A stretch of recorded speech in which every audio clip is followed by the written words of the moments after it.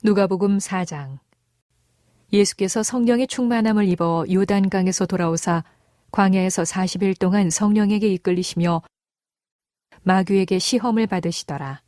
이 모든 날에 아무것도 잡수시지 아니하시니 날수가 다함에 줄이신지라.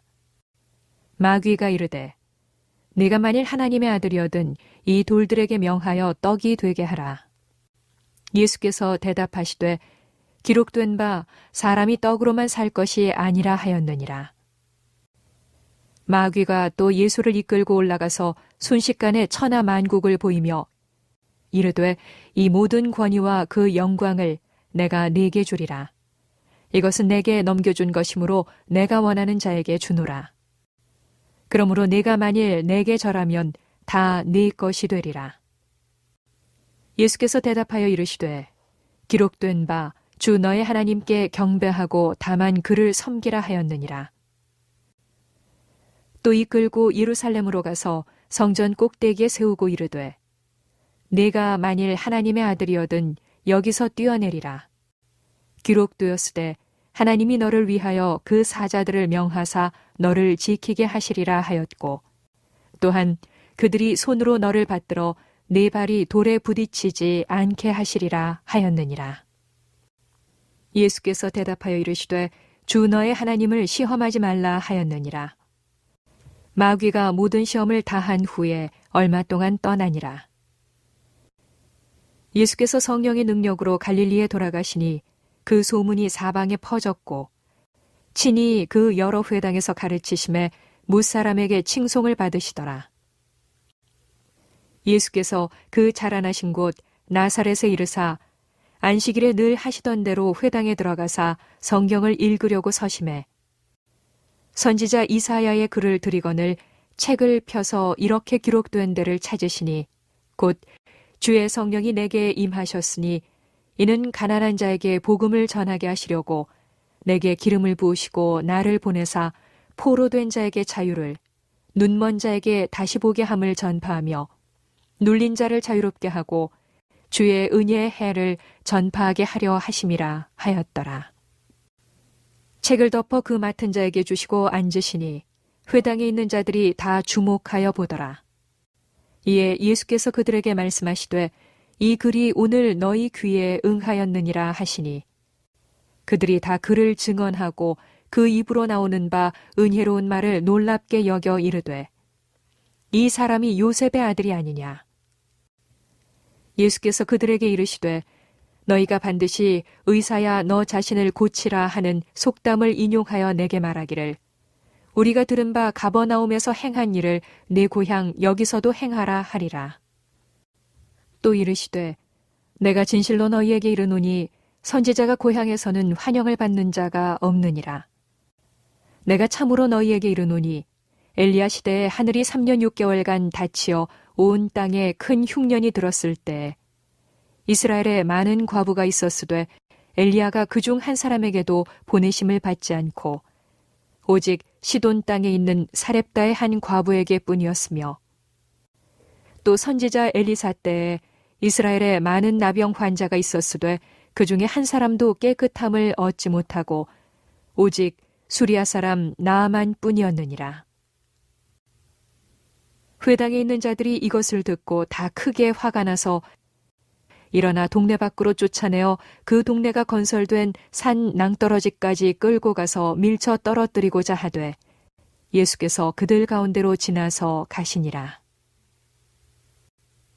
갈릴리의 가버나움 동네에 내려오사 안식일에 가르치심에 그들이 그 가르치심에 놀라니 이는 그 말씀이 권위가 있음이러라.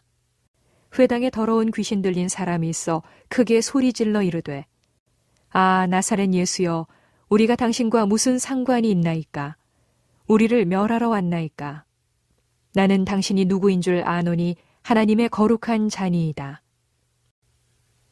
예수께서 꾸짖어 이르시되 잠잠하고 그 사람에게서 나오라 하시니 귀신이 그 사람을 무리 중에 넘어뜨리고 나오되 그 사람은 상하지 아니한지라.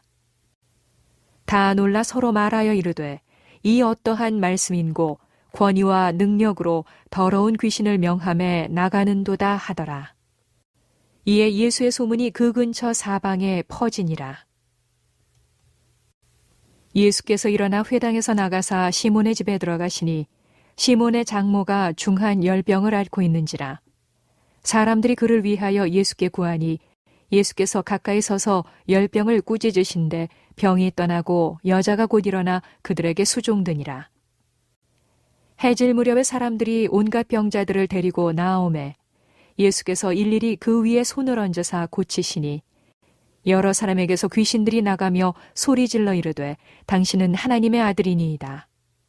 예수께서 꾸짖으사 그들이 말함을 허락하지 아니하시니 이는 자기를 그리스도인 줄 알미러라. 날이 밝음에 예수께서 나오사 한적한 곳에 가시니 무리가 찾다가 만나서 자기들에게서 떠나시지 못하게 만류하려 하매 예수께서 이르시되 내가 다른 동네들에서도 하나님의 나라 복음을 전하여야 하리니 나는 이 일을 위해 보내심을 받았노라 하시고 갈릴리 여러 회당에서 전도하시더라. 우리 모든 성도님들을 진심으로 축복합니다. 오늘은 누가복음 4장 말씀을 가지고 예수님의 방향성이라는 제목으로 말씀을 전하도록 하겠습니다. 우리는 인생을 살아가면서 끊임없이 방향을 결정해야 합니다. 어떤 길을 가야 할지, 무엇을 목표로 삼아야 할지 항상 고민하죠. 그러나 잘못된 방향을 선택하면 아무리 열심히 달리고 그 방향으로 한참 가도 헛된 길을 가게 됩니다. 그렇다면 예수님께서는 어떠한 방향성을 가지고 사셨을까요? 누가복음 4장은 예수님의 그 사역의 방향성을 분명하게 보여주고 있습니다. 오늘 말씀을 통해 예수님의 방향성을 배우고 우리의 삶에 적용해 볼 수 있기를 축복합니다. 예수님은 사역을 시작하시기 전에 광야에서 마귀에게 시험을 받으셨습니다. 마귀는 세 가지 유혹을 통해 예수님이 가고자 하셨던 방향을 틀어놓으려고 했습니다. 먼저는 육신의 필요를 채우라는 것이죠. 40일 동안 금식하시면서 기도하셨기 때문에 굉장히 배가 고프셨습니다. 그래서 돌을 떡으로 만들라고 마귀는 말합니다. 하지만 예수님께서는 하나님의 말씀으로 물리치시죠. 사람이 떡으로만 살 것이 아니라 하나님의 말씀으로 살 것이라 말씀하시면서 물질적인 필요보다 하나님의 뜻을 따르는 것이라 주님 말씀하셨습니다. 또 세상의 영광과 권세를 추구하라고 말합니다. 높은 곳에 올라서 내게 절하면 지금 보이는 이 모든 권세를 너에게 주겠다라고 말합니다. 하지만 예수님께서는 주 너의 하나님께 경배하고 다만 그를 섬기라고 말씀하시죠. 예수님은 세상의 영광이 아니라 하나님을 섬기는 길을 선택하셨습니다. 그리고 사탄은 성전 꼭대기에서 예수님을 뛰어내려 보라고 말하지만 예수님은 주 너의 하나님을 시험하지 말라고 말씀으로 또한 이기셨습니다. 예수님은 시험을 통해서 자신의 방향성을 더욱 확고히 결정하셨습니다.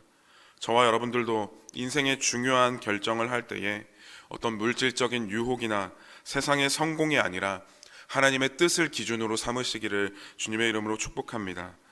다음으로 예수님은 공생애를 시작하시면서 고향 나사렛 회당에서 말씀을 읽으시면서 자신이 앞으로 해나갈 그 사역을 선포하셨습니다.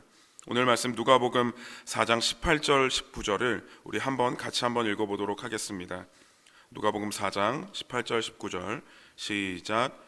주의 성령이 내게 임하셨으니 이는 가난한 자에게 복음을 전하게 하시려고 내게 기름을 부으시고 나를 보내사 포로된 자에게 자유를, 눈먼 자에게 다시 보게 함을 전파하며 눌린 자를 자유롭게 하고 주의 은혜의 해를 전파하게 하려 하심이라 하였더라. 아멘. 이 말씀을 통해서도 우리는 예수님의 방향성을 알 수가 있습니다. 이 말씀은 이사야서 61장 1절과 2절을 주님께서 인용하신 말씀인데요. 읽으신 건데요. 흥미로운 점은 예수님께서 이 말씀에서 의도적으로 제외하고 읽으신 부분이 있다는 겁니다. 이사야서 61장 1절 2절을 제가 읽어드리겠습니다. 주 여호와의 영이 내게 내리셨으니 이는 여호와께서 내게 기름을 부으사 가난한 자에게 아름다운 소식을 전하게 하려 하심이라. 나를 보내사 마음이 상한 자를 고치며 포로된 자에게 자유를, 갇힌 자에게 노임을 선포하며 여호와의 은혜의 해와 우리 하나님의 보복의 날을 선포하여 모든 슬픈 자를 위로하되. 아멘. 예수님께서는 의도적으로 하나님의 보복의 날이라는 그 부분은 읽지 않으셨습니다. 이는 예수님께서 심판과 멸망이 아니라 구원의 메시지를 전하는 것에 더 힘을 실으셨다는 이야기입니다. 이 말씀에서 알 수 있듯이 예수님의 사역은 가난한 자에게 복음을 전하심으로 물질적으로만이 아닌 영적으로 가난한 자들에게 생명의 복음을 전하는 것이 핵심이었습니다. 또한 포로된 자를 자유롭게 하심으로 사탄의 속박에서 해방시키는 것이 예수님의 방향성이며, 육체적인 치료뿐만 아니라 영적인 눈을 뜨게 하는 것이 목표였습니다. 억압받고 상처받는 자를 회복하시고 구원의 은혜를 선포하시는데 그 방향을 두시고 그렇게 말씀으로 선언하셨습니다. 오늘 이 말씀 앞에 선 우리도 예수님처럼 그 방향성을 분명히 해야 할 줄 믿습니다. 삶의 목표가 단순한 인생의 성공이 아니라 예수님처럼 하나님의 나라를 선포하고 하나님의 사람들을 회복시키는 일에 우리의 초점도 맞춰져야 할 줄 믿습니다. 우리가 예수님처럼 올바른 방향성을 유지하려면 어떻게 해야 할까요? 많은 사람들이 예수님을 따라다니며 예수님을 붙잡고 놓아주지 않게 합니다. 떠나지 못하게 합니다. 그러나 예수님은 이렇게 말씀하셨습니다. 오늘 말씀 4장 43절에 보니까요. 예수께서 이르시되 내가 다른 동네들에서도 하나님 나라 복음을 전하여야 하리니 나는 이 일을 위해 보내심을 받았노라 하시고. 아멘. 예수님은 사람들의 기대나 어떤 인기보다 하나님이 주신 사명에 집중하셨습니다. 바리새인들의 모습과는 완전히 정반대의 모습이었죠. 사람들의 인정보다 하나님의 뜻을 따르려고 하셨고 하나님께서 가라 하신 곳으로 가셨습니다. 또한 예수님께서는 항상 한적한 곳에서 하나님과 교제하고 방향을 잃지 않도록 기도하셨습니다. 사람들과 함께 있는 것이 더욱 편안하고 또한 인기를 한 몸에 받으며 살 수 있는 그러한 삶이었지만 항상 하나님께서 허락하신 사명을 중심으로 사셨습니다. 예수님은 하나님과 동등된 분이시지만 항상 하나님 앞에서는 겸손하시고 자신을 낮추셨습니다. 오늘 이 말씀 앞에선 우리도 복음적인 그 삶의 방향을 유지하려면 예수님처럼 사람들의 인정이 아니라 하나님의 뜻을 따라가고 기도를 통하여서 항상 우리의 방향을 재점검하며 사명 중심의 삶을 살아야 할 줄 믿습니다. 말씀을 마무리합니다. 사랑하는 작전중앙교회 성도 여러분, 그리스도인 된 우리도 예수님의 삶처럼 삶의 방향을 분명히 해야 할 줄 믿습니다. 세상의 유혹과 기대에 흔들리지 않고 하나님이 원하시는 길을 걸어야 합니다. 여러분의 인생의 방향은 어디를 향하고 있습니까? 오늘 이 새벽 말씀을 통해 다시 한번 우리 삶의 모습을 점검하고 예수님의 방향성을 따르는 삶을 사시는 저와 여러분들이 되기를 주님의 이름으로 축복합니다. 아멘.